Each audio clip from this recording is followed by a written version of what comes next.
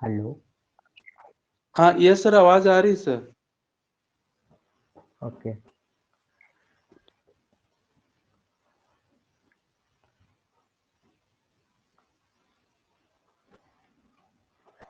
तो हम लोग कुछ क्वेश्चन देख लेते हैं।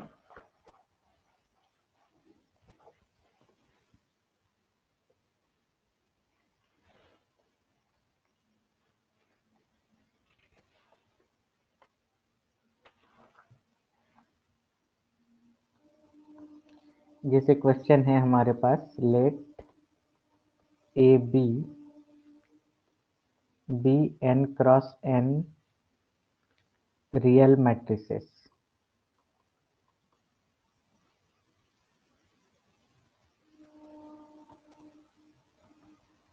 which of the following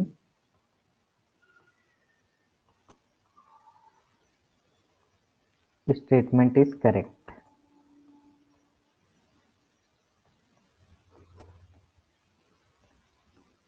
ठीक है, पहला स्टेटमेंट है rank of A plus B equal to rank of A plus rank of B. ठीक है। दूसरा स्टेटमेंट है rank of A plus B is less than equal to rank of A plus rank of B. Third है rank of A plus B equal to minimum of rank A plus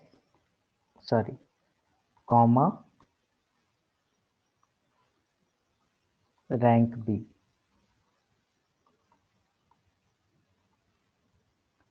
D option है rank of A plus B equal to maximum of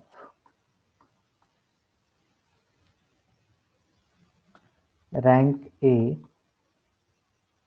rank B. ठीक है। तो ये question है आपके पास। किसी को पता है इसका ऑप्शन क्या होगा?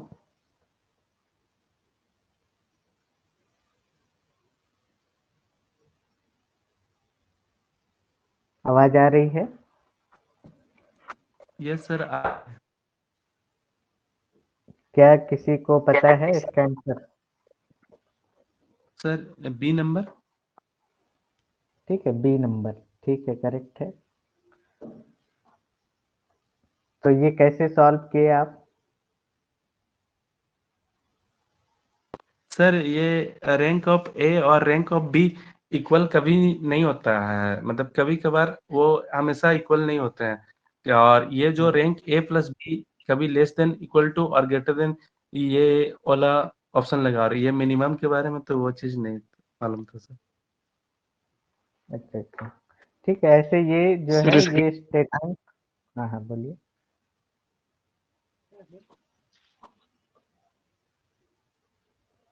हाँ, तो ये क्या है कि ये स्टेटमेंट काफी इम्पोर्टेंट है, इसको आपको याद रखना है। ठीक है। लेकिन अगर कभी याद ना रहे तो इसको सॉल्व करने का भी तरीका है। क्या तरीका हम लोग अपनाएंगे? बाय थ्योरम तो ऑब्जेक्टिव क्वेश्चन सॉल्व करना जो है कि काफी हेक्टिक वर्क है। तो इस तरह के क्वेश्चंस को क्या करेंगे कि कुछ एग्जांपल्स लेके हम लोग कंट्राडिक्शन मेथड से हम लोग घटाएंगे। कहने का मतलब ऑप्शन को छांटने का तरीका हमारे पास है। ठीक है। तो जब आप काफी क्वेश्चन बना लेंगे तो आपके दिमाग में जो है कि बहुत सारा चीज आ जाएगा कि आप ऑप्शन को छांट सकते हैं, जैसे एग्जाम्पल के मदद से। जैसे हमने एग्जाम्पल ले लिया, अब हो सकता है कि एक एग्जाम्पल लेंगे तो एक ऑप्शन छटेगा। हम जानबूझ के ऐसे हम अगर अभी चाहेंगे तो ऐसा ऑप्शन ले सकते हैं कि तीनों ऑप्शन छट जाए। लेकिन हम जानबूझ के चाहेंगे कि ऐसा ऑप्शन ले कि कुछ ऑप्शन छटे कुछ ऑप्शन ना छटे, जो नहीं छटेगा उसके लिए दूसरा एग्जाम्पल क्रिएट करेंगे। ठीक है, हमको छांटना है, गलत साबित करना है ऑप्शन को। तो सपोज हम क्या कर लिए कि एक मैट्रिक्स ये ले लिए, ठीक है, और बी मैट्रिक्स क्या ले लिए, -1 0 0 0 -1 0 और 0 0 0। ठीक, काफी आसान मैट्रिक्स है। रैंक ऑफ ए कितना है बता सकते हैं इसमें? रैंक ऑफ ए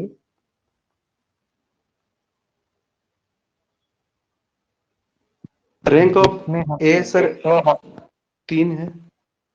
3 है, और रैंक ऑफ बी 2 है सर। 2 है। अब इसको जोड़ देंगे तो हमारे पास क्या आएगा बताइए? इसको अगर हम जोड़ देते हैं जोड़ते हैं तो सर ये आ जाएगा। हाँ, ए 1 आ रहा है। रैंक इसका रैंक कितना हो जा रहा है? 1। Rank of A plus B 1। अब इससे कौन कौन ऑप्शन छट रहा है ये देखिए। Rank of A plus B, rank of A plus rank of B, इसके हिसाब से एलएचएस का वैल्यू क्या हो गया? रैंक ऑफ एलएचएस हो गया 1, और इसके हिसाब से आरएचएस क्या हुआ आपके पास इस एग्जांपल के हिसाब से? 3 + 2 5। तो क्या ये इक्वल है? बताइए, एलएचएस आरएचएस के बराबर हुआ? No sir. ठीक है, ये rank of A plus B हमारा कितना निकला? 1, और रैंक ऑफ ए 3 निकला, रैंक ऑफ बी 2 निकला। तो राइट हैंड साइड में हमारा वैल्यू आ गया 3 + 2 5, और लेफ्ट हैंड साइड में हमारा वैल्यू आ गया 1, जो कि इक्वल नहीं हो सकता, मतलब ये ऑप्शन हमारा गलत है। अब सी ऑप्शन में हम लोग आते हैं। तो सी ऑप्शन में क्या है कि rank of A plus B 1 है, और minimum of rank A rank B है ना। 2 और 3 में मिनिमम कौन सा है? मिनिमम वैल्यू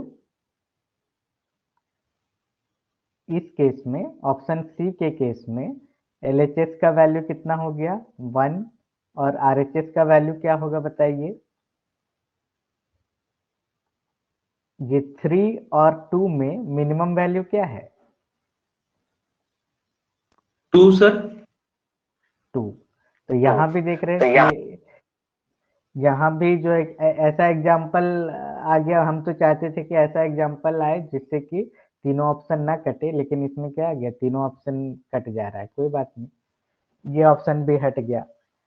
अब रैंक ऑफ डी में आइए। एलएचएस का वैल्यू क्या है इसमें? Rank of A plus B, LHS हमारा है 1। अब maximum of rank A rank B, तो आरएचएस का वैल्यू इसमें क्या आ जाएगा बताइए? 3 और 2 में मैक्सिमम कौन है?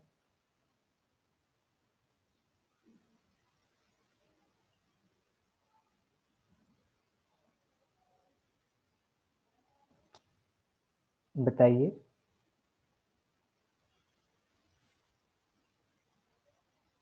आवाज आ रही है?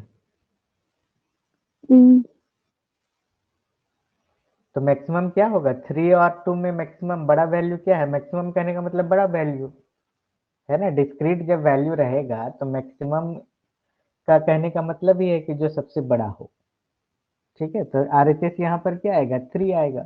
तो यहाँ पर भी आप क्या देख रहे हैं? 1 और 3 बराबर नहीं है, तो ये ऑप्शन भी हमारा कट गया। ठीक है, तो इस अप्रोच में हमने साबित नहीं किया कि बी हमारा सही है कि नहीं। इस अप्रोच में हमने क्या किया कि 3 ऑप्शन हमारा गलत है, ये हमारा प्रूफ हो गया।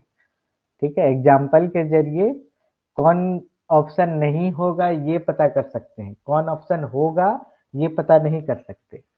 ठीक है, नेक्स्ट क्या है?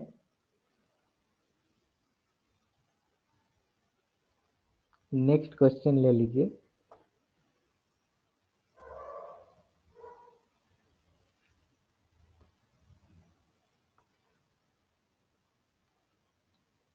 if A and B are 3 by 3 real matrices such that rank of AB equal to 1, then rank of BA cannot be, है ना, cannot be 0। ये वर्ड को ध्यान देना है। कौन सा ऑप्शन नहीं हो सकता, है ना, कौन सा ऑप्शन नहीं हो सकता। ऐसे देखिए, इसको भी हम लोग ऑप्शन एग्जाम्पल के द्वारा हम लोग डिस्कार्ड कर सकते हैं, ठीक है।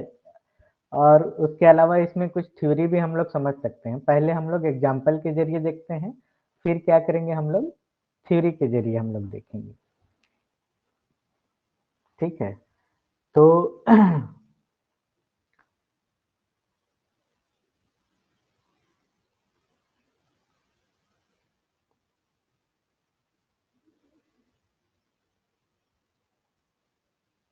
एक मिनट,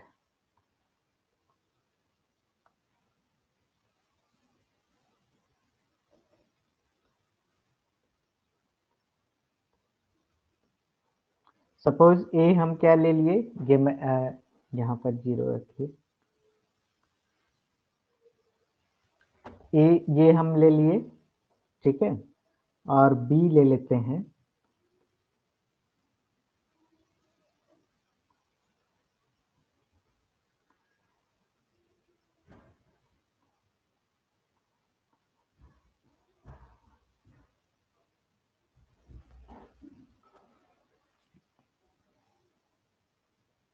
ठीक है, ये ले लीजिए।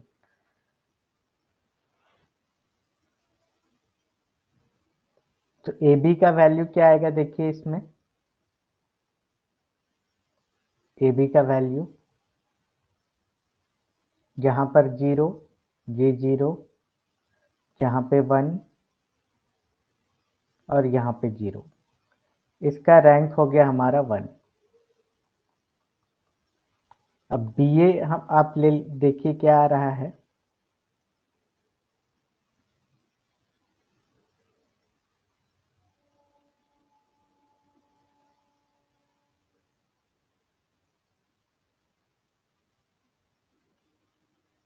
अच्छा इसको क्या करते हैं, थोड़ा सा बदल देते हैं।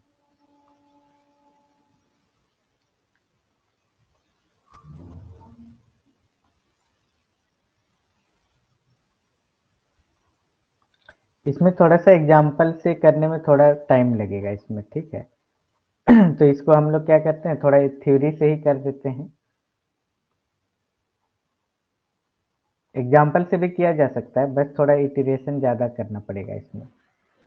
तो इसमें देखिए, सबसे पहले दो चीज समझने का कोशिश करते हैं, जो कि आपको इस वो थ्योरी क्या है, इस क्वेश्चन के जरिए आपको ध्यान में रखना है, ठीक है। तो इसको नोट में करके हम लिखते हैं। सबसे पहली बात क्या है कि suppose determinant of A not equal to 0 हो, तो हम लोग क्या कर सकते हैं कि इन्वर्स एग्जिस्ट कर रहा है, ठीक है।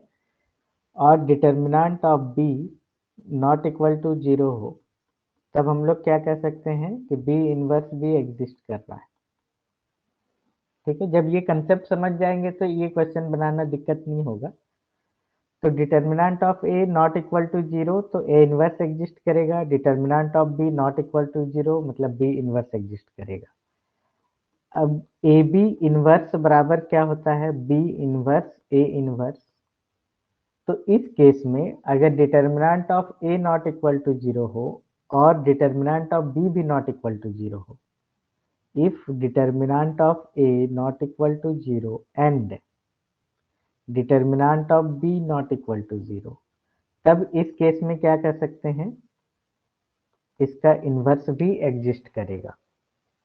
ठीक है, और इन्वर्स जब किसी भी मैट्रिक्स का इन्वर्स एग्जिस्ट करता है तो उसका रैंक उसके ऑर्डर के बराबर होता है। ठीक है, फुल रैंक कहते हैं हम लोग उसमें। इकेलॉन फॉर्म में अगर कन्वर्ट करते हैं तो एक भी 0 रोज नहीं मिलता है। 0 रो का मिलना कहने का मतलब डिटर्मिनेंट 0 होना। ठीक है, तो क्या चीज हम लोग याद रखेंगे, दूसरा पॉइंट, कि इफ ए इनवर्स एग्जिस्ट, है ना, या फिर determinant of A not equal to 0, इसका मतलब क्या है, रैंक ऑफ ए अब इसके ऑर्डर के बराबर हो जाएगा, है ना। फुल रैंक इसको हम लोग कहते हैं कि जितना इसका ऑर्डर है, जितना इसका रो है, उतना रैंक मिल गया, है ना। ऐसे जनरली हम लोग क्या देखते हैं कि अगर 0 रोज आ जाता है तो रैंक क्या हो जाता है, ऑर्डर से कम हो जाता है, या नंबर ऑफ उसके टोटल रो की संख्या से कम होता है। ठीक है, तो इसमें क्या है कि फुल रैंक अचीव होता है अगर इन्वर्स एग्जिस्ट करे तब। ठीक है, अब इसमें थर्ड क्या है कि सपोज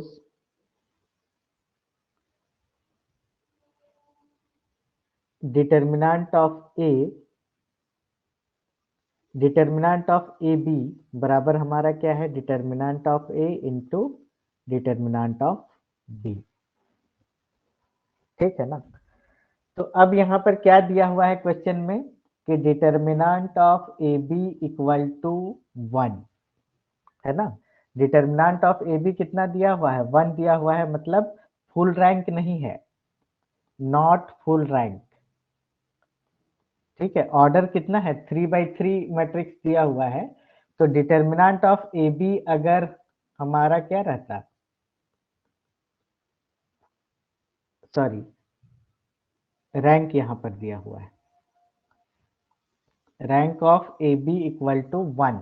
ठीक है ना, तो रैंक अगर 3 दिया हुआ रहता, है ना, रैंक अगर हमारा क्या दिया हुआ रहता, 3 दिया हुआ रहता, इसका मतलब क्या होता कि ये फुल रैंक का है। लेकिन डिटर्मिनेंट ऑफ ए बी क्या है, 1 है, इसका मतलब ये क्या है, फुल रैंक नहीं है। ठीक है ना, तो इसका मतलब क्या हो रहा है कि या तो determinant of A not equal to 0 है, sorry, determinant of A equal to 0 है, या फिर determinant of B equal to 0 है। क्योंकि दोनों अगर हम नॉट इक्वल टू 0 मानते हैं, determinant of A not equal to 0 and determinant of B not equal to 0 अगर मानते हैं, तब क्या होगा, डिटर्मिनेंट ऑफ ए बी, क्योंकि A B, determinant of A B क्या हो जाएगा, ये भी नॉट इक्वल टू 0, क्योंकि ये फॉर्मूला हमको पता है, ये भी नॉट इक्वल टू 0 होगा। तब रैंक कितना आ जाएगा, रैंक हमारा आ जाएगा 3। ठीक है, ये 1 हो ही नहीं सकता। अगर डिटर्मिनेंट ऑफ ए और डिटर्मिनेंट ऑफ बी दोनों नॉट इक्वल टू 0 हो गया, तब डिटर्मिनेंट ऑफ ए बी जो है कि 3 के अलावा कुछ भी नहीं हो सकता। ठीक है ना, तब डिटर्मिनेंट ऑफ ए बी को 3 होना ही पड़ेगा, क्योंकि ऑर्डर भी हमारा 3/3 है, ए का ऑर्डर और बी का भी ऑर्डर 3/3 है। तो ए बी जो है ये भी स्क्वायर मैट्रिक्स मिल रहा है जो 3/3 का हो रहा है। इस कारण से हम ये बात कह पा रहे हैं कि दोनों का डिटर्मिनेंट साथ में अगर नॉट इक्वल टू 0 हो तो ए बी का डिटर्मिनेंट हमारा फुल रैंक होगा, मतलब ए बी का रैंक फुल होगा, और वो क्या होगा, 3 होगा। लेकिन यहाँ पे क्या दिया हुआ है, रैंक ऑफ ए बी 1 दिया हुआ है, रैंक ऑफ ए बी क्या दिया हुआ है, 1 दिया हुआ है, मतलब फुल रैंक नहीं है, नॉट फुल रैंक। इसका मतलब क्या है, either determinant of A equal to 0 और determinant of B equal to 0। ठीक है, अब हमको क्या मिल गया, या तो determinant of A equal to 0 है, या determinant of B equal to 0 है। ठीक है, इसका मतलब अब जब इन्वर्स कर देंगे तो इसका मतलब डिटर्मिनेंट ऑफ बी ए, ये क्या आ जाएगा, determinant of B into determinant of A. ठीक है, इसका मतलब क्या हो गया, ये जीरो हो गया, determinant of B A zero हो गया। कहने का मतलब बी ए का इन्वर्स एग्जिस्ट नहीं करेगा। ठीक है, B A inverse does not exist. और जब इनवर्स एग्जिस्ट नहीं करेगा तब क्या होगा, तब इसका रैंक थ्री हो ही नहीं सकता। तो rank of B A is not equal to 3। ठीक है, तो इसीलिए हमारा ऑप्शन क्या है कि रैंक ऑफ बी ए। अब ये जो है इसको बार बार आप लोग जो है कि वीडियो को ये पार्ट कम से कम बार बार आप लोग देखिएगा और समझने का कोशिश कीजिएगा, क्योंकि इम्पोर्टेंट कंसेप्ट है। और होमवर्क में क्या है कि ऐसा एग्जाम्पल क्रिएट करना है, क्योंकि उससे आपका दिमाग विकसित होगा एग्जाम्पल क्रिएट करने में। ठीक है, ऐसा एग्जाम्पल क्रिएट करना है। पहला होमवर्क क्या रहेगा, पहला होमवर्क आपका रहेगा एग्जाम्पल 1 क्या क्रिएट करना है कि ए एक ऐसा मैट्रिक्स बनाओ, बी एक ऐसा मैट्रिक्स बनाओ कि रैंक ऑफ ए बी 1 हो और रैंक ऑफ बी ए 0 हो। दूसरा एग्जाम्पल क्या बनाना है, वो भी कॉम्प्लिकेटेड मैट्रिक्स नहीं लेना है, डायगोनल मैट्रिक्स लेके आप बना सकते हैं, है ना, 2x2 या 3x3 का 2x2 में ही आपको हो सकता है हमको मिल जाए। ए इक्वल टू और बी इक्वल टू समथिंग आपको लेना है कि रैंक ऑफ ए बी 1 हो लेकिन रैंक ऑफ बी ए भी 1 हो। थर्ड एग्जाम्पल क्या क्रिएट करना है कि a इक्वल टू समथिंग और b इक्वल टू समथिंग ऐसा लिया जाए कि रैंक ऑफ ए बी 1 हो और रैंक ऑफ बी ए 2 हो। ठीक है, ये आपका होमवर्क रहेगा। ये होमवर्क क्यों, आपको एग्जाम्पल क्रिएट करने का फिर आदत आ जाएगा, है ना। और बाकी थ्योरी को आप जो है कि थोड़ा रिवाइज कीजिएगा, इस पार्ट को जरूर 2-3 बार देखिएगा कि क्यों हम लोग rank of B A equal to 3 is not possible, ये हम लोग किस तरह से कंक्लूजन में आए। Next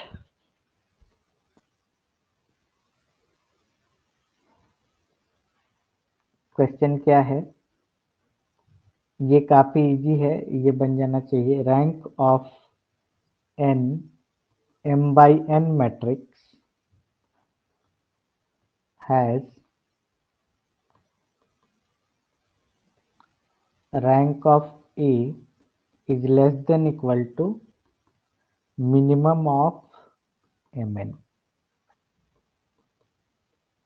Rank of A is less than equal to maximum of mn. Rank of A is greater than equal to minimum of mn. D, rank of A is greater than equal to maximum of mn. ये कौन सा option होगा बताइए।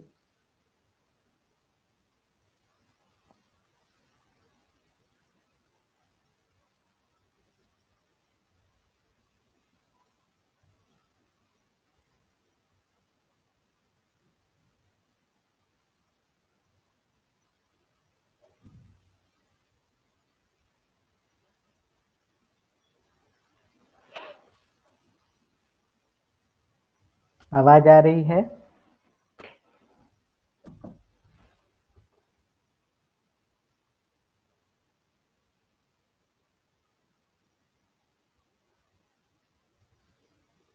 Hello.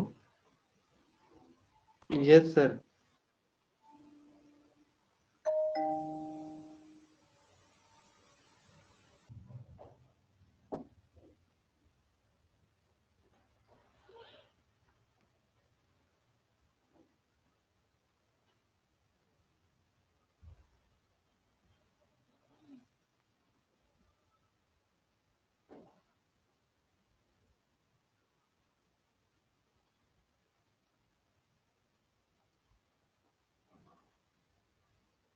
कुछ आया, solve किए, कुछ हुआ?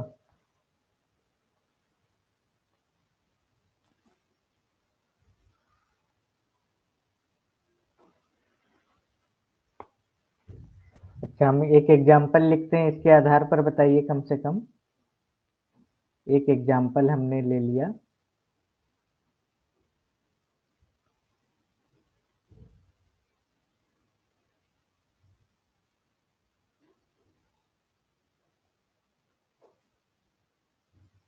चलिए इस एग्जाम्पल को देखते हुए बताइए, इसका ऑर्डर कितना है, 3/4।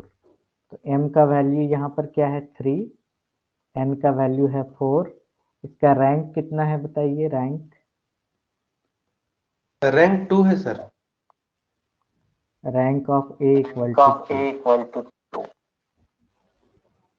तो अब इसके आधार पर बता सकते हैं कौन सा ऑप्शन होगा। कौन सा ऑप्शन होगा वो नहीं देखना है, कौन कौन सा ऑप्शन कटेगा ये देखना है। ठीक है, अगर एग्जाम्पल के थ्रू ये साबित करना चाहें कि सर कौन सा ए। ऑप्शन ट्रू है। हाँ, ए यहाँ पर क्या हो रहा है, लास्ट में छट के हमारा निकल रहा है। ठीक है, एग्जाम्पल के जरिए क्या होगा कि बाकी ऑप्शन कटेंगे, है कि नहीं। यहाँ पर आप देख सकते हैं कि सेकंड ऑप्शन में क्या है, मैक्सिमम ऑफ mn। ठीक है, ये आपको क्या है कि जैसे कि यहाँ पर क्या है, मैक्सिमम ऑफ 3/4, है ना, ऐसे ये ऑप्शन आपका करेक्ट है। ठीक है, रैंक ऑफ ए जब मिनिमम से छोटा होगा तो मैक्सिमम से तो छोटा ही होगा, ये ऑप्शन आपका करेक्ट है। यहाँ पर ये ऑप्शन नहीं देना चाहिए था, अगर ये मल्टीपल ऑप्शन आंसर रहता तो ये हो जाता। ठीक है, लेकिन बेस्ट ऑप्शन क्या है, बेस्ट ऑप्शन ये है आपका, बेस्ट ऑप्शन।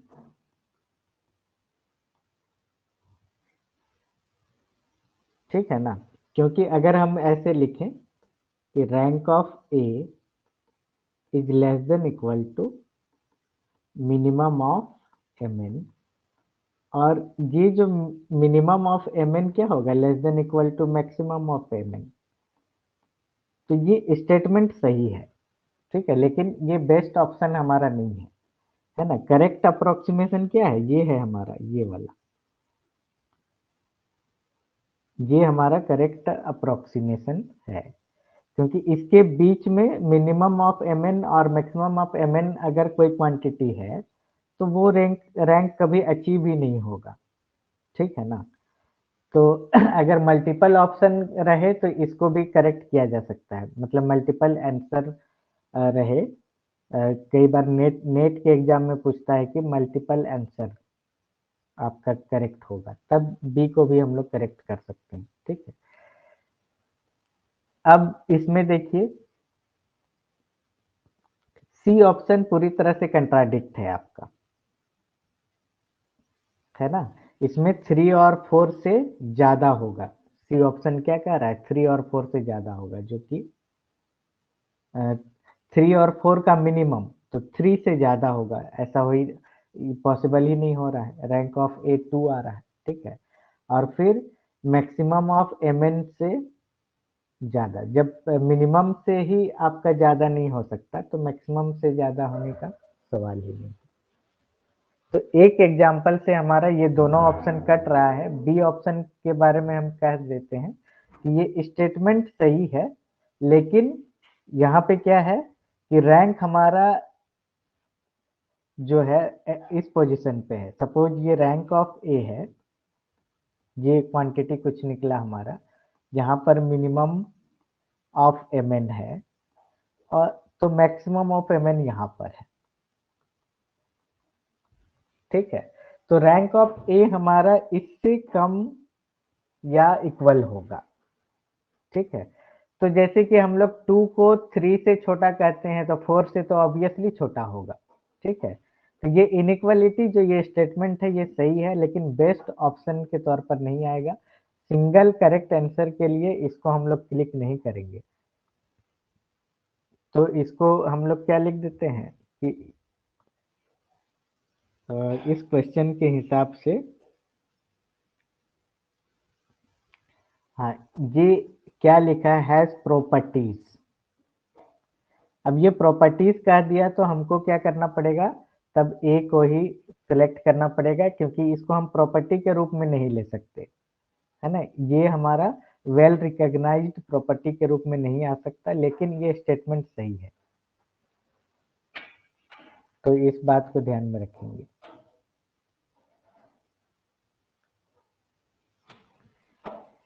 नेक्स्ट क्वेश्चन है, if rank of A is less than n, then which one of the following is true?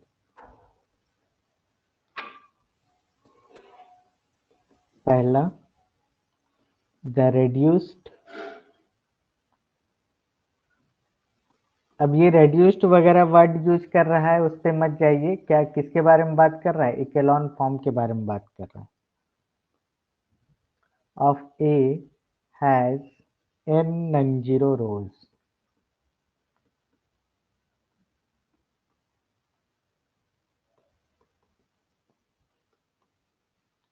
the system AX equal to 0 has some non-trivial solution।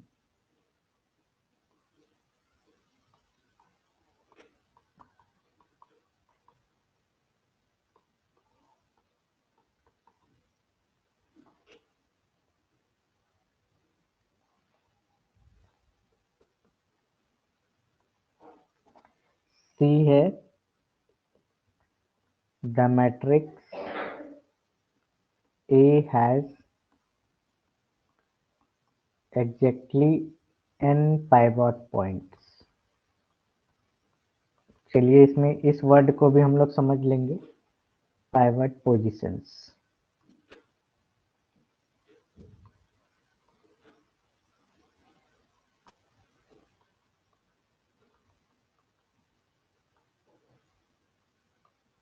ठीक है, D है none of these. तो ये कौन सा answer होगा बताइए।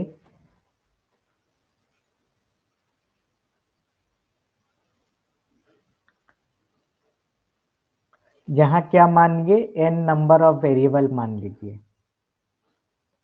ठीक है, या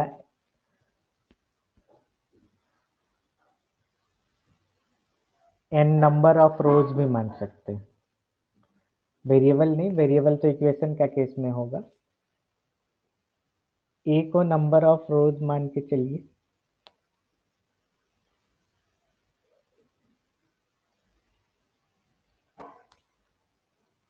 या नंबर ऑफ रोज नहीं, कोई भी एक नंबर मान के चलिए, कोई भी एक नंबर, ठीक है, कोई भी एक नंबर, क्योंकि वो कुछ यहाँ पे मेंशन नहीं है, रोज कॉलम कुछ मेंशन नहीं है, कोई भी एक नंबर मान के चलना है।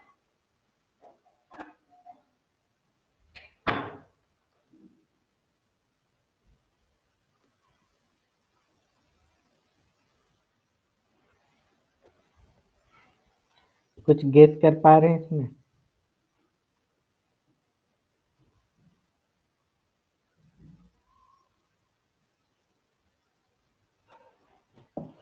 अच्छा, जैसे कि फर्स्ट, इसमें हम अगर फर्स्ट ऑप्शन को लें, तो फर्स्ट ऑप्शन क्या बता रहा है बताइए। फर्स्ट ऑप्शन, सपोज आपके पास और कुछ नहीं दिया हुआ हो, तो फर्स्ट ऑप्शन के हिसाब से रैंक ऑफ ए क्या होगा। सिर्फ फर्स्ट जो ऑप्शन है, यही स्टेटमेंट आपके सामने है, और रैंक का डेफिनेशन आपको याद है। तो रैंक ऑफ ए क्या लिखेंगे, एन n होगा। लिखेंगे, ठीक है। तो इसका मतलब ए ऑप्शन हमारा क्या है इसमें, इस केस में इसका मतलब ए ऑप्शन गलत है, क्योंकि rank of A less than n कह रहा है, इक्वल टू एन के बारे में बात नहीं कर रहा है, मतलब ये ऑप्शन आपका हट गया, ठीक है ना, पहला ऑप्शन इजीली आपका हट गया, ये ऑप्शन आपका क्रॉस हो गया। अब ट्रिवियल सॉल्यूशन बी, अब बी ऑप्शन में आइए। ट्रिवियल सॉल्यूशन किसको कहते हैं? जीरो को हम लोग क्या कहते हैं? ट्रिवियल सॉल्यूशन कहते हैं। नॉन ट्रिवियल सॉल्यूशन कहने का मतलब क्या है? यहाँ पे नॉन ट्रिवियल सॉल्यूशन कहने का मतलब क्या है? ये कौन सा केस आ रहा है? इनफाइनाइट मेनी सॉल्यूशन या इनफाइनाइट नंबर ऑफ सॉल्यूशन के बारे में बात कर रहा है। और ये क्या है? एक होमोजीनियस इक्वेशन है, ठीक है। होमोजीनियस इक्वेशन का क्या केस पढ़े थे? x इक्वल टू 0 होगा तो सिर्फ दो केस है ना। नॉन होमोजीनियस का केस में 3 केस और होमोजीनियस का केस में 2 केस। होमोजीनियस का केस में क्या क्या होगा? यूनिक सॉल्यूशन और एक infinite solution, infinite number of solution. Unique solution का केस में हम क्या बोले थे कि 0 होगा, और इसी को हम लोग क्या कहते हैं? ट्रिवियल सॉल्यूशन कहते हैं, ठीक है। और इनफाइनाइट नंबर ऑफ सॉल्यूशन जो बचा हुआ केस है। तो ये क्या कहता है? नन, बी ऑप्शन क्या बोल रहा है? Non trivial solution. मतलब बी ऑप्शन किसके बारे में विचार कर रहा है? बी ऑप्शन हमारा विचार कर रहा है इस ऑप्शन के बारे में, है ना। तो बी ऑप्शन क्या बता रहा है हमको कि x equal to 0 has infinite number of solution, ये बता रहा है बी ऑप्शन। और इनफाइनाइट नंबर ऑफ सॉल्यूशन का क्या केस है? जैसे ट्रिवियल सॉल्यूशन का क्या केस था हमारा? Rank of A equal to number of variables. और इसके केस में क्या पढ़े थे हम लोग? Rank of A is less than number of variables, ठीक है ना। अब यहां पर n कुछ दिया नहीं है तो हम लोग इसको नंबर ऑफ वेरिएबल मान के चलते हैं, ठीक है।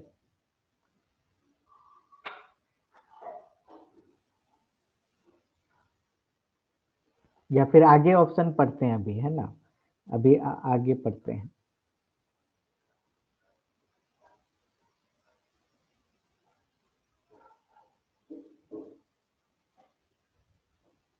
बस इतना हमको बी में पता चल गया कि rank of A less than number of variable होगा, तब हम लोग इनफाइनाइट नंबर ऑफ सॉल्यूशन हमको मिल जाएगा। अब यहाँ पर एक चीज अगर मेंशन ये कर देता कि n आपका नंबर ऑफ वेरिएबल है तो b को हम लोग तुरंत टिक कर देते, लेकिन अभी थोड़ा हम लोग सोचते हैं, ठीक है।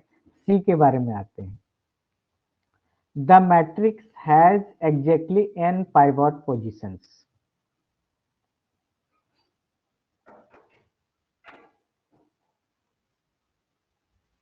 ठीक है, the matrix has exactly n pivot position. C number पे हम लोग विचार करते हैं।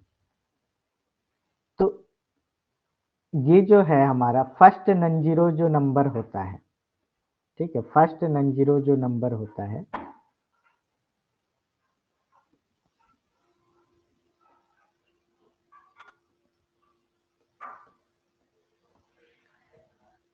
ये जो फर्स्ट नन जीरो नंबर है इसी को हम लोग पाइवट पॉइंट्स कह रहे हैं,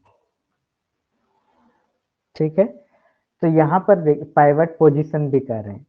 तो इस केस में 3 पाइवट पोजीशन है और रैंक भी आपका क्या है? इसका 3 है। तो मतलब रैंक किसके बराबर हो गया? नंबर ऑफ पाइवट पोजीशंस के। और इस क्वेश्चन में कितना पाइवट पोजीशन दिया हुआ है? इस ऑप्शन में n दिया हुआ है, n पाइवट पोजीशन दिया हुआ है, मतलब rank of A equal to कितना है? n है। तो rank of A less than n नहीं हो सकता, मतलब ऑप्शन सी भी हमारा गलत है। पाइवट पोजीशन देने का मतलब ही है कि number of non zero rows दे दिया, मतलब ऑप्शन ए और ऑप्शन सी एक ही बात को घुमा फिरा के कह रहा है, ठीक है, ऑप्शन ए और ऑप्शन सी एक ही बात है, तो सी को भी हम लोग काट देते हैं। अब 2 ऑप्शन आपके पास बचा। अब ये बुक है, बुक जो है कि जरूरी नहीं कि पूरा अच्छी तरह से क्वेश्चन फॉर्मेट करके दे आपको, है ना। कोई भी कॉम्पिटिटिव बुक बहुत ज्यादा सोच के नहीं लिखा जाता है ना। तो यहाँ पर हम लोग क्या लिखते हैं,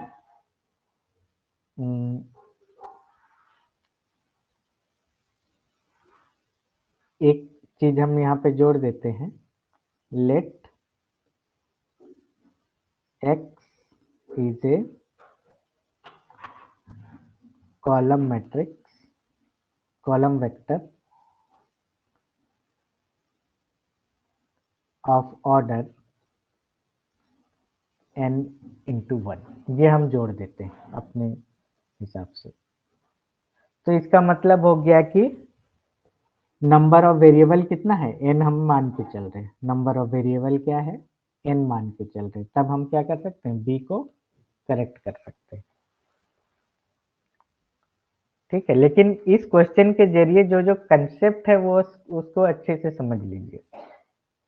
ठीक है, कई बार है कि क्वेश्चन सही से आपको फॉर्म करके नहीं देगा, लेकिन आपको अच्छे से समझ जाना है, ताकि एग्जाम में क्वेश्चन सारा वेल फॉर्मेटेड रहेगा, है ना। सारा कुछ आपको बताएगा, जो जो आपका नोटेशन यूज किया है सारा कुछ बताएगा, तभी जो है कि वो आगे बढ़ेगा। नेक्स्ट क्वेश्चन क्या है, if A is n by 1 non-zero matrix and b is 1 by n non-zero matrix,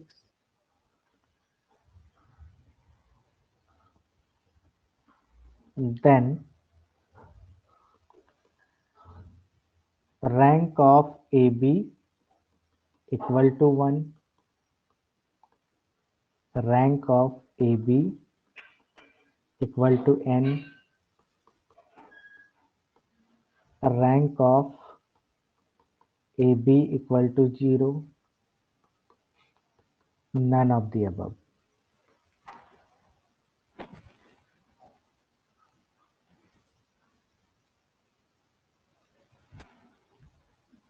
इसमें बताइए क्या ऑप्शन हो सकता है।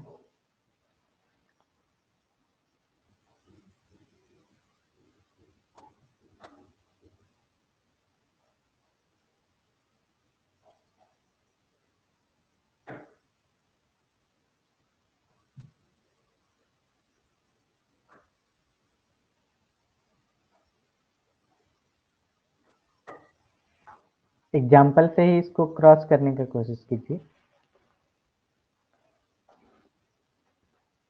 2/2 n का वैल्यू 2 लेके ही चलिए।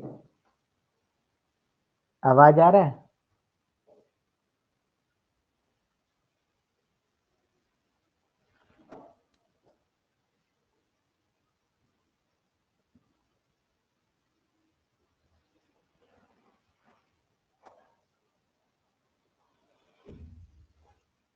ठीक है, तो इसको सॉल्व कर देते हैं।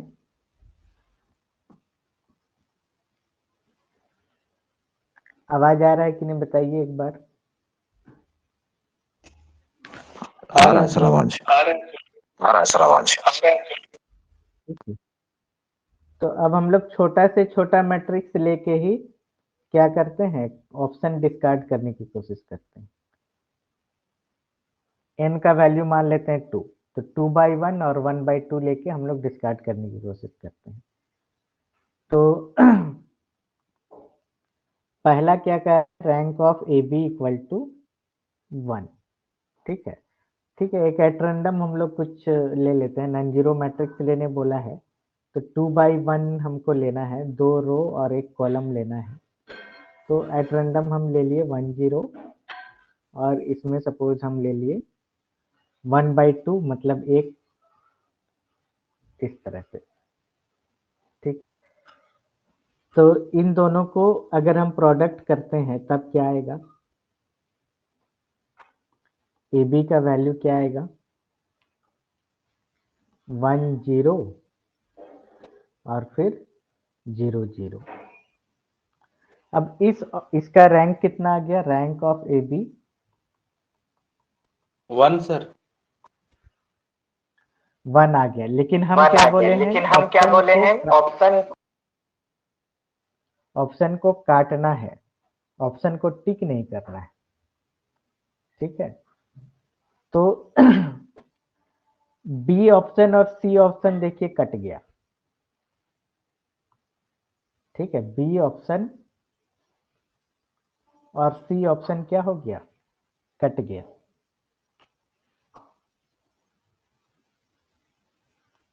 ये बात समझ पा रहे हैं कि नहीं बताइए? बी ऑप्शन और सी ऑप्शन कट क्यों गया? बी ऑप्शन क्या कह रहा है? इस एग्जाम्पल के हिसाब से रैंक ऑफ ए बी 2 आना चाहिए, है ना। एन का वैल्यू हम लोग क्या लिए हैं यहाँ पर? 2। तो बी ऑप्शन के हिसाब से रैंक ऑफ ए बी 2 आना चाहिए, जो कि नहीं आया है। तो बी ऑप्शन हमारा क्या हो गया? कट गया। ठीक है, अब सी ऑप्शन क्या कह रहा है? रैंक ऑफ ए बी क्या आना चाहिए? 0 आना चाहिए। ठीक है, तो रैंक ऑफ ए बी 0 भी नहीं आया यहाँ पर, तो मतलब सी ऑप्शन भी कट गया। अब आपके पास बचा है ए और डी। ठीक है, अब ऐसे सिचुएशन पे जब नन दे दिया तब आपको एक डायलेमा हो सकता है ना, कि अब क्या किया जाए, क्योंकि नन को कंट्राडिक्ट करने के लिए हमारे पास कोई हथियार नहीं है। यहाँ पर कोई स्टेटमेंट दे देता तो उसको हम कंट्राडिक्ट कर सकते थे, लेकिन नन को कंट्राडिक्ट करने के लिए हम एग्जाम्पल काम नहीं आएगा, और ए को हम साबित भी नहीं कर सकते एग्जाम्पल के जरिए। ठीक है, तो एग्जाम्पल के जरिए क्वेश्चन बनाने का ये लिमिटेशन है। ठीक है, एग्जाम्पल के जरिए क्वेश्चन बनाने का एक लिमिटेशन है कि पूरी तरह से इस क्वेश्चन को हम एग्जाम्पल के जरिए नहीं बना सकते, बस बी और सी को हम काट सकते हैं। लेकिन हमारे पास थ्योरी मजबूत है ना। तो अब क्या है कि ए है हमारा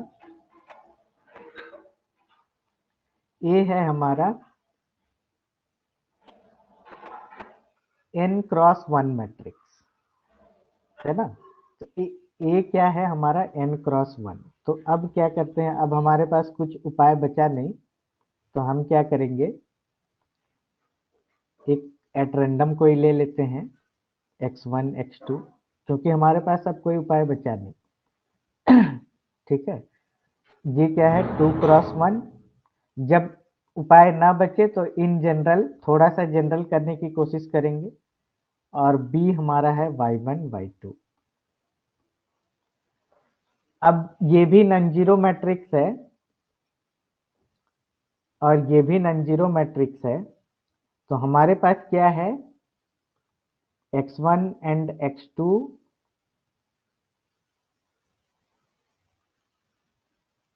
इसमें से एक कम से कम पॉजिटिव होगा। ठीक है, मतलब नॉट इक्वल टू 0 होगा, है ना। x1 और x2 में से कम एक नॉट इक्वल टू 0 होगा। दोनों ही नॉट इक्वल टू 0 हुआ तो कोई बात नहीं। तो x1 एंड x2 में से कम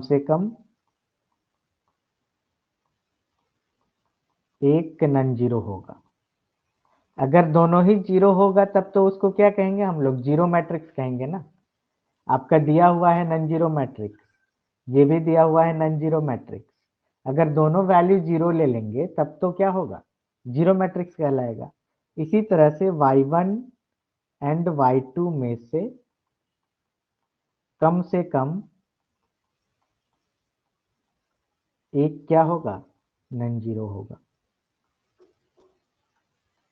ये इंफॉर्मेशन आपको पता चल गया कि x1 और x2 दोनों साथ में 0 नहीं है, और y1 और y2 भी दोनों साथ में 0 नहीं है। अब ए बी निकालते हैं।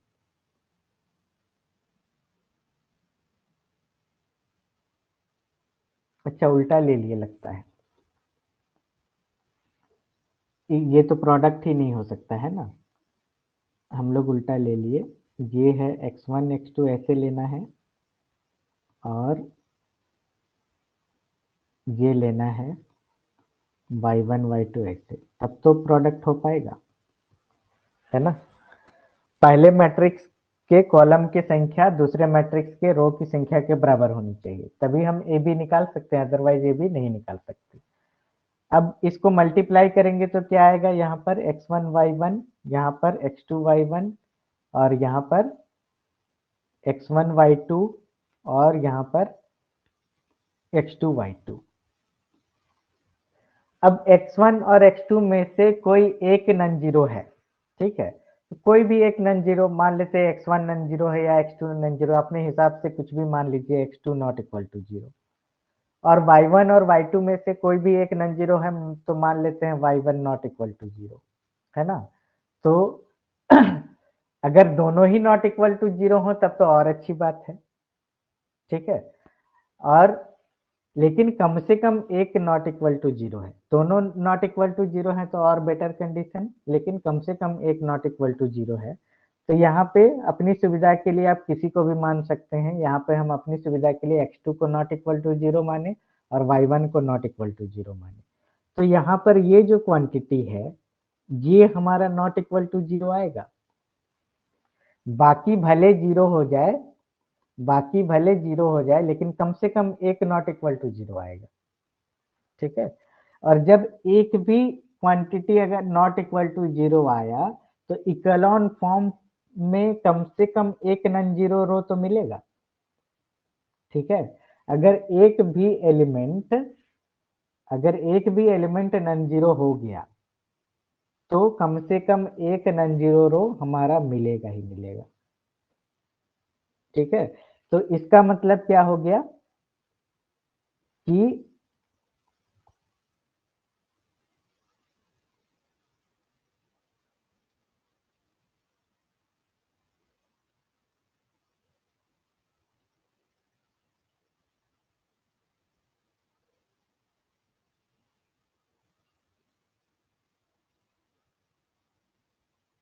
हाँ,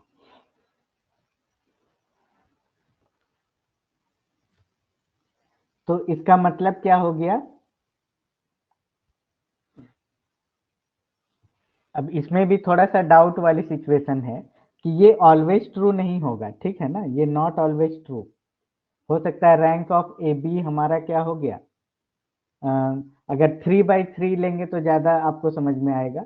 ये हो सकता है रैंक ऑफ ए बी हमारा 2 हो जाए, है ना। लेकिन इतना कंफर्म हो गया कि जीरो तो नहीं होगा, है ना, जीरो हमारा नहीं होगा, कम से कम एक नॉन जीरो आपको मिलेगा ही मिलेगा, ठीक है। तो क्वेश्चन में थोड़ा सा ये गड़बड़ है, यहाँ पर लिख देना चाहिए था, हम थोड़ा ऑप्शन बदल देते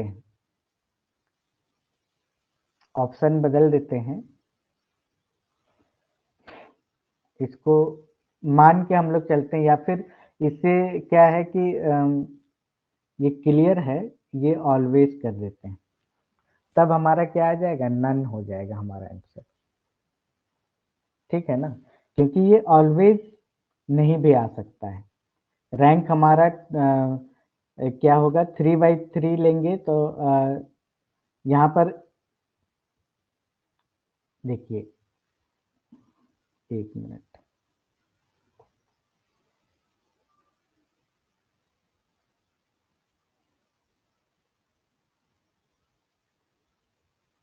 एक 3/3 लेके एक एग्जांपल देखते हैं,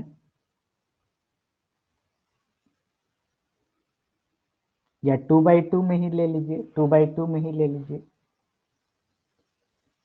1 2 ऐसे ले लेते हैं।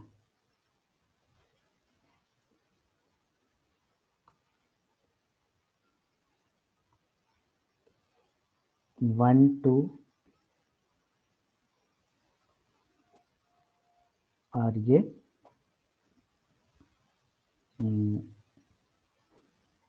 1 1 ले लीजिए, ठीक है। तो इसका प्रोडक्ट करेंगे तो क्या क्या आएगा, 1 2, और इसको कुछ ले लेते हैं, 3 ले लेते हैं,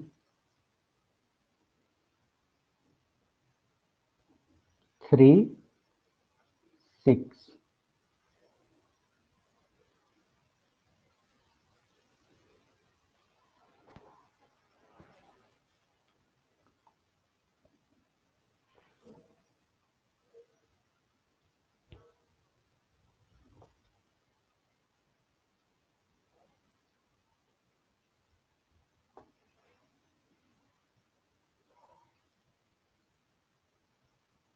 अच्छा, इसमें भी अगर क्लियर ना हो तो एक दो और आप देख सकते हैं। इसको बढ़ा दीजिए, इसको आप कर दीजिए 0, इसको भी आप कर दीजिए 5, ठीक है, और इसको कर दीजिए -1। अब देखिए करके इसमें क्या आता है। अगर एक दो में आ गया तब फिर हम लोग ऑप्शन ए को करेक्ट कर देंगे, है ना।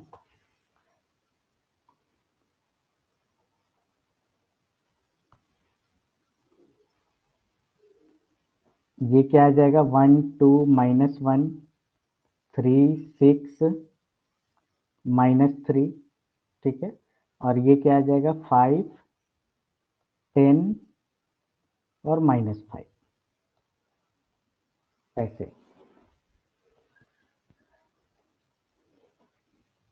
तो आप यहाँ पर क्या देख सकते हैं। अच्छा, इसमें भी हम लोग देख सकते थे काफी आसानी से,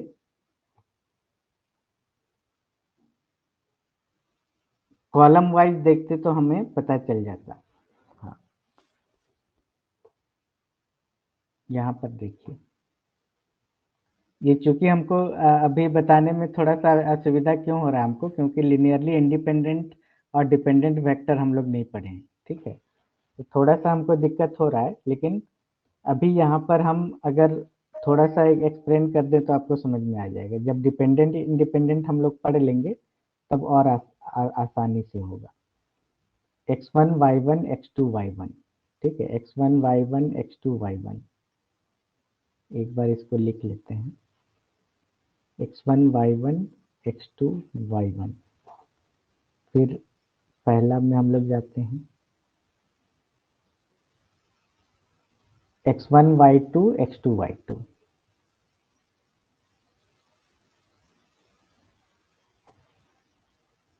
x1 y2 x2 y2, ठीक है। अब इसको ये जो है, इसको और इसको अलग अलग वेक्टर मानिए, ठीक है। तो इसको अलग वेक्टर मानते हैं, इसको अलग वेक्टर मानते हैं। तो v1 बराबर क्या हम लोग लिख सकते हैं, इसको कॉलम बना के लिखिए। कॉलम हम लोग कई बार वेक्टर को क्या करते हैं, कॉलम बना के लिखते हैं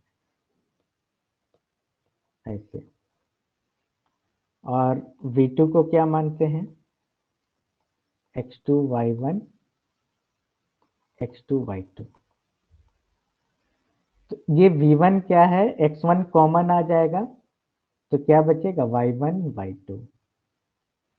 और v2 में क्या है, x2 कॉमन आ जाएगा तो क्या बचेगा, y1 y2, ठीक है। इसका मतलब क्या है, v1 और v2 जो है, केवल इसका जो फैक्टर है, इसमें जो हम लोग स्केलर मल्टीप्लिकेशन है, ठीक है, ये अलग है। बाकी वेक्टर हमारा क्या है, सेम है। मतलब दोनों v1 और v2 क्या है, डिपेंडेंट है। डिपेंडेंट है कहने का मतलब इसका क्या होगा, डिपेंडेंट है कहने का मतलब एक हमारा ये 0 आ जाएगा। जब हम इकेलॉन फॉर्म में बदलेंगे तो जो जो भी डिपेंडेंट रहता है वो क्या बन जाता है, 0 वेक्टर, 0 रो बन जाता है। एक रो हमारा ये खत्म हो जाएगा तो ये क्या बच जाएगा, सिर्फ एक ही रो बच जाएगा, जिसके कारण वो क्या होगा, रैंक हमारा 1 होगा। इसको और अच्छे तरीके से समझने के लिए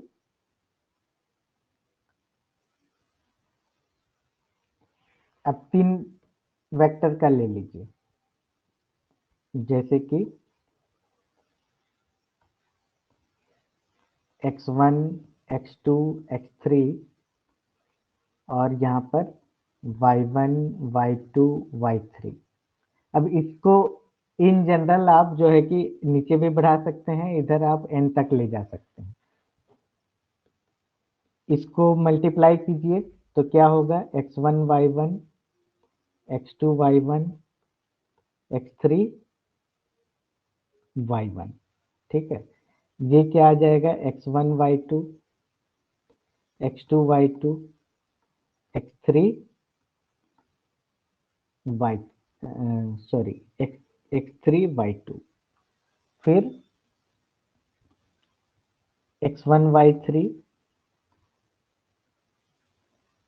x2 y3 और ये हो जाएगा x3 y3।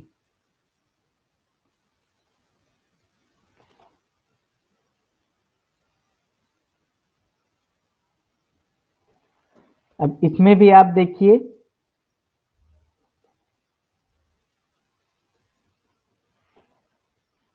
इस रो वेक्टर को देखिए। रो वेक्टर क्या है आपका, x1 कॉमन है तो y1 है, y2 है, y3 है। सेकंड रो क्या है, x2 आपका स्केलर मल्टीप्लिकेशन है, बाकी ये वेक्टर है आपके पास। थर्ड रो में x3 कॉमन है, बाकी ये आपका वेक्टर है।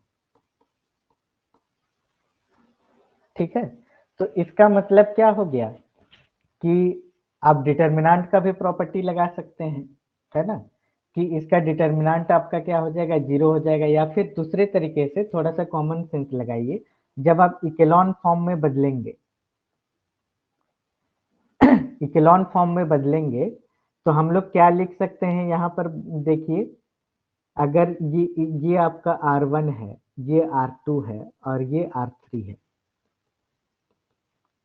यहां से क्या लिख सकते हैं हम लोग, R1 by x1 equal to R2 by x2 equal to R3 by x3। ठीक है, तो इसका मतलब R2 को जब हम लोग लिखेंगे, R2 में अगर हम लोग ऑपरेशन लगाएंगे कि R2, अच्छा इसको अलग अलग कर देते हैं पहले।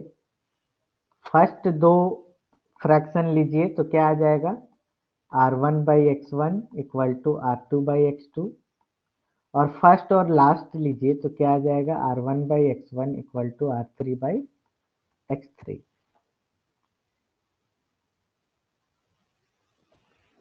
अब फर्स्ट फ्रैक्शन से क्या आ गया, अब इसको क्रॉस मल्टीप्लिकेशन कर दीजिए, x2 R1 divided by x1 equal to R2, और इधर क्या आ गया,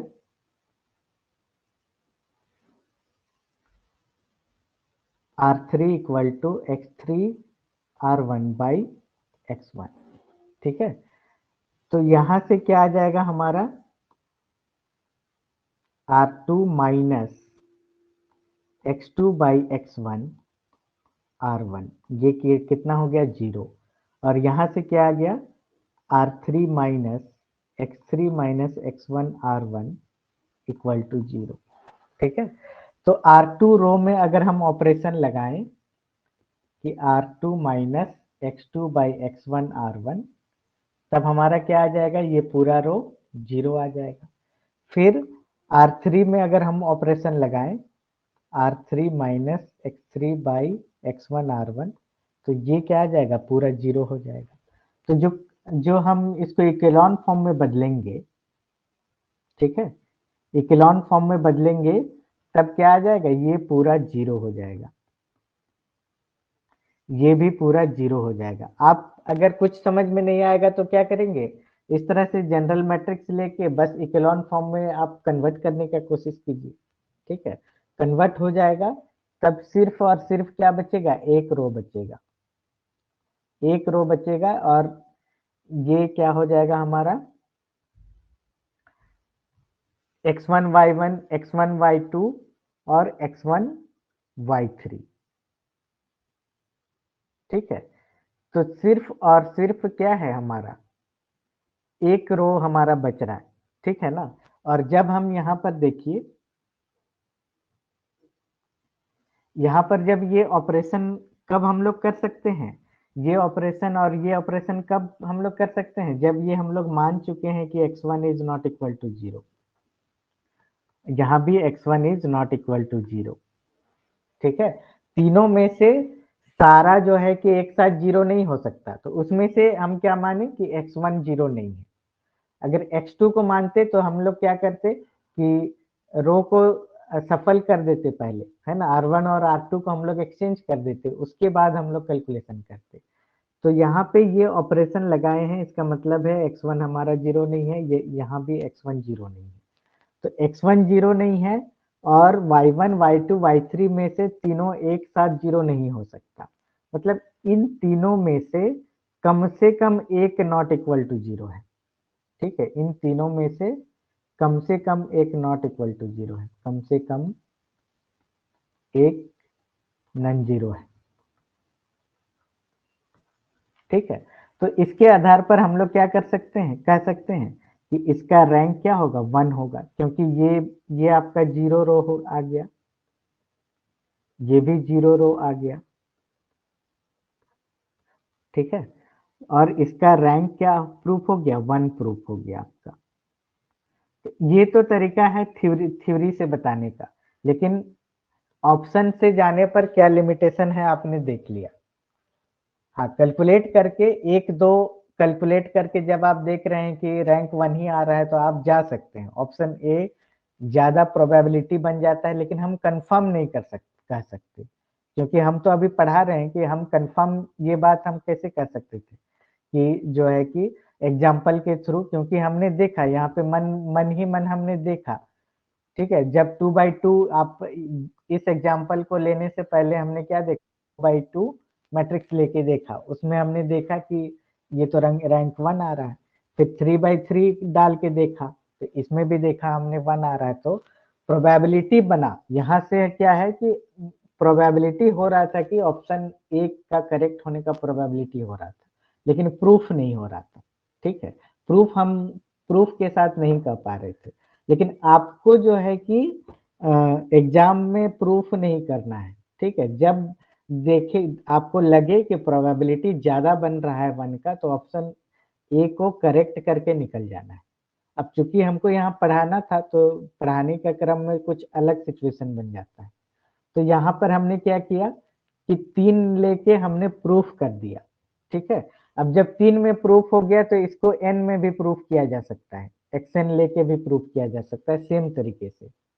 ठीक है, अब प्रूफ करने में हमने दो तरीका अपनाया कि अगर लिनियरली इंडिपेंडेंट का केस, लिनियरली डिपेंडेंट और इंडिपेंडेंट का नॉलेज हो, तो यहाँ से हम डायरेक्टली कह सकते हैं कि बाकी दोनों रो एक रो पे डिपेंडेंट है। ठीक है, मतलब इन तीनों में से एक ही लिनियरली इंडिपेंडेंट वेक्टर है, बाकी दोनों वेक्टर क्या है, डिपेंडेंट वेक्टर है। तो यहाँ से रैंक 1 आ जाएगा। अब दूसरी बात, अगर मान लेते हैं लिनियरली डिपेंडेंट और इंडिपेंडेंट का कंसेप्ट मालूम नहीं है, तो हमने क्या किया कि इकेलॉन फॉर्म के जरिए, ठीक है, इकेलॉन फॉर्म के जरिए ये साबित करने का कोशिश किया कि R2 में अगर R2 माइनस x2/x1 ऑपरेशन लेते हैं तो R2 0 हो जाता है, और R3 में R3 minus x3/x1 R1 operation लेते हैं तो R3 0 हो जाता है। और चूंकि ये ऑपरेशन जैसे ही ले रहे हैं x1 नॉट इक्वल टू 0 होगा, और ये ऑपरेशन जैसे ही कंसिडर कर रहे हैं हम लोग x1 को नॉट इक्वल टू 0 एज्यूम कर रहे हैं। ठीक है, और तब x1 नॉट इक्वल टू 0 है तो y1 y2 y3 में कम से कम एक नॉट इक्वल टू 0 है। तो ये जो पहला रो होगा ये क्या हमें मिलेगा, नॉन जीरो रोज मिलेगा। ठीक है, इस आधार पर हम क्या कहेंगे कि ये जो मैट्रिक्स बन रहा है इसका रैंक क्या आएगा, 1 आएगा। ठीक है, तो आज यहाँ पे यहीं रहने देते हैं। नेक्स्ट क्लास में हम लोग पढ़ेंगे आईएन वैल्यूज के बारे में। तो क्वेश्चन कैसे सॉल्व किया जाता है आपने देखा, और क्वेश्चन सॉल्व करते टाइम जब एग्जांपल लेते हैं उसका क्या लिमिटेशन है ये भी आपने देखा। ठीक है, तो इसके अकॉर्डिंग आपको तैयारी करना है।